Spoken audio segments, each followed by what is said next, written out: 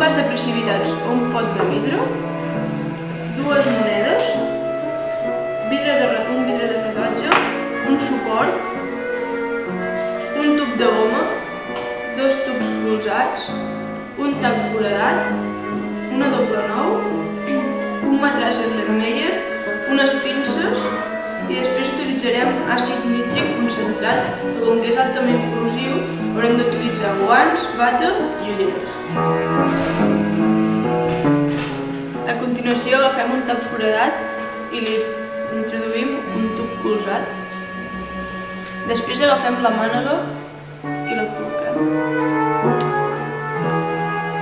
Finalment agafem l'altre tub colzat i l'introduïm a l'altre extrem.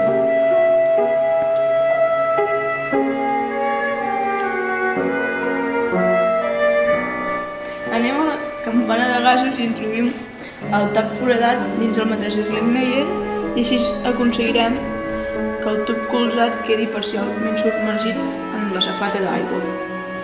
Tenim un recipient ple d'aigua, el tapem amb el vidre de rellotge i li donem la volta intentant que el tub colzat quedi a dins.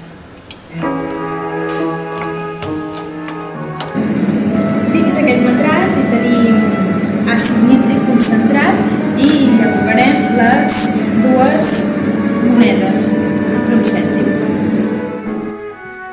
El coure de les monedes reacciona amb l'àcid nítric que hi ha dins del matràs i aquest produeix el nitrat cúpric, que és de color verd, com podem veure, i l'òxid nítric, que és un gas incolor, però que al reaccionar amb l'oxigen produeix el diòxid de nitrogen, que és de color marronós.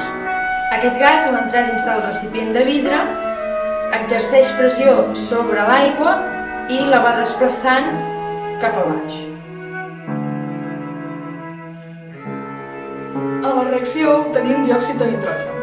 Quan els rajos ultraviolets del sol incideixen sobre aquest gas, es separa formant monòxid de nitrogen i oxigen atòmic.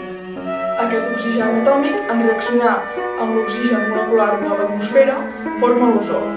L'ozó és un dels principals components de l'esmog fotoquímic i quan s'acumula a l'atmosfera forma aquesta boirina d'un color grisenc o vermellós que apareix a les grans ciutats on sovint hi ha molt trànsit a causa de les emissions de monòxid de nitrogen i altres compostos orgànics volàtils.